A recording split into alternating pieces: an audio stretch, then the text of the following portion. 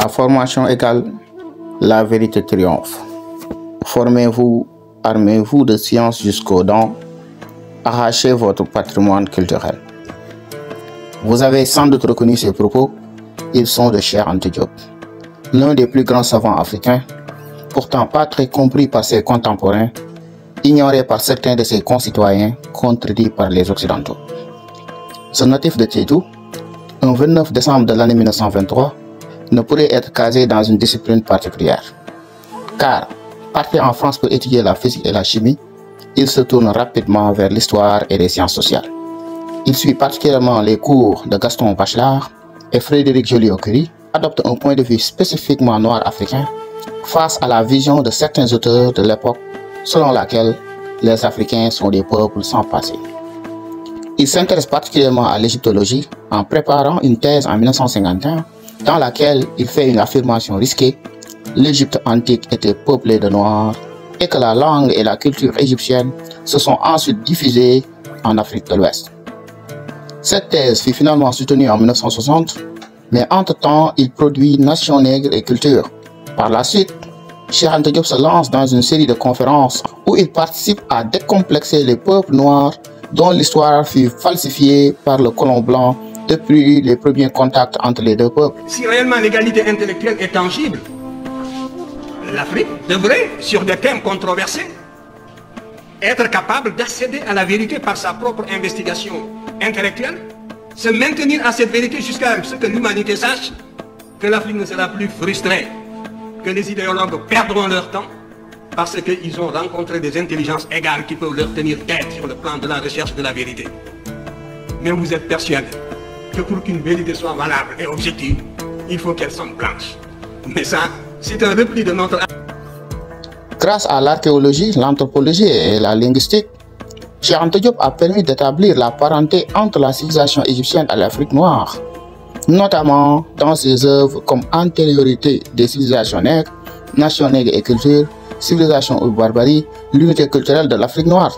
Lorsqu'il obtient son doctorat en lettres en 1960, il revient au Sénégal enseigner comme maître de conférence à l'université de Dakar.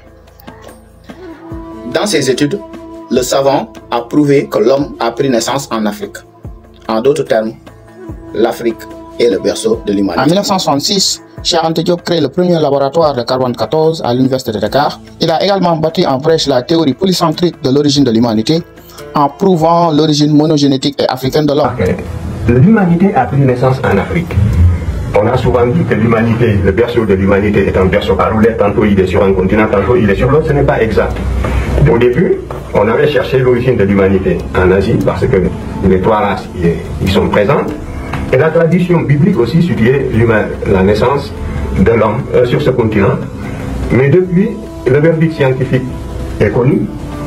Dans les années 1970, Cheikh Anta Diop participe au comité scientifique international qui dirige, dans le cadre de l'UNESCO, l'élaboration de l'histoire générale de l'Afrique. Il participe en 1974 au colloque international du Caire, où il confronte les méthodes et résultats de ses recherches avec ceux des principaux spécialistes mondiaux. Cheikh Anta Diop a développé la thèse selon laquelle l'Égypte antique est une civilisation négro-africaine. Je me suis livré personnellement à une étude de l'anthropologie physique des anciens Égyptiens et voici ma contribution personnelle dans ce domaine. J'ai étudié les momies égyptiennes qui se trouvent au laboratoire d'anthropologie physique du musée de l'Homme à Paris, qui viennent des fouilles de Mariette. J'ai fait monter des préparations par notre laboratoire du département des vertébrés et de physiologie de la faculté des sciences de Dakar. Et nous pouvons absolument voir le taux de mélanine sous la peau des anciens Égyptiens. Il en reste suffisamment malgré la destruction partielle de l'épiderme. Dans la région qui sépare le derme et l'épiderme, il y a des inclusions des bases des cellules des mélanocytes en quantité suffisante pour révéler un taux de mélanine absolument absent chez les races leucodermes. Cheikh Anta Diop fut également un intellectuel engagé. Cheikh Anta Diop a créé des partis panafricains pour s'opposer au régime en place qu'il qualifiait de pro-occidental, ce qui lui a valu un emprisonnement en juillet 1962 et son parti, le BMS, dissous. Par la suite, il crée d'autres partis, le FNS puis le RND. bu ngeen ko jàppee parti voté boo xam ne dañuy wut rek nit ñi ñu wateel benn bés bu ci ëllëg saa ñu fàtte leen wala buñ tasee ñoom di moytu wala buñ xamee ne jaar nañ ci yoon yi ñu daw jaar ci waneen yoon wa ca des loolu yëkkatiwu ko parti la boo xam ne bii dafa bëgg a yee Sénégal mbooloo mi ànd ak moom ñu suqali Sénégal teg ko ci yoon wu jub moo xam ne bii li jëm kanam lépp dañu koy diisoo lu ci nekk dañuy toog ñu diisoo ko bu jubee nu def ko bu dëngee nu bàyyi ko kon nag ñu mënuñoo fekk réew mi ñu yor ko ci làmmiñ woo xam ne bii bu ñu tànnee asaka ji sax dégguñu làmmiñ woowa làmmiñu tubaab moom la ñu fab ñage ko seen digganteeg mbooloo mi ba mbooloo mi du xam dara ci naq saxal na yi nga xam ne moom la ñuy wax bu dégg bëccëg su ngeen ko déggee ci rajo bi ngeen daal di xeeb seen bopp ne man baa doolu laa jànguma dal di tiit defe ne li ñuy wax am na maana te bu ñu ko waxoon ci wolof ngeen fab yet kon ñu ko mayee dégg nga jëf la bu fekkoonte ne dañoo samp parti bi rek kenn ak seen ñu taxaw dégg nga di néglu ci coobareem rek mu ne nu waaw kon lépp doxee na fi tàbbi géej ñaari yet a ngi nii waaye li ci suñu parti bi def te mu naqari ko te mënu koo tere loolu moo waral tey jii ñu agsi ba fii ngeen gis ko ndaxte bu leen defee ne addina kenn wéete na ko ba mën a wéy ci coobareem ba faaw bu leen seen woon ne mën naa wéy ci coobareem ba faaw dégg nga ba lu ko neex mu teg ñu ko waxul dëgg dégg nga. Cheikh Anta Diop épousera en 1953 à Paris une Française, Louise Marie Maes, diplômée d'études supérieures en histoire et géographie. 4 fils naîtront de cette union.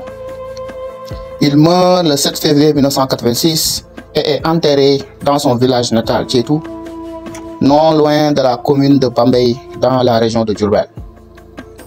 En 1987, à titre posthume, l'Université de Dakar porta le nom de Cheikh Anta Diop en mémoire à cet homme multidimensionnel.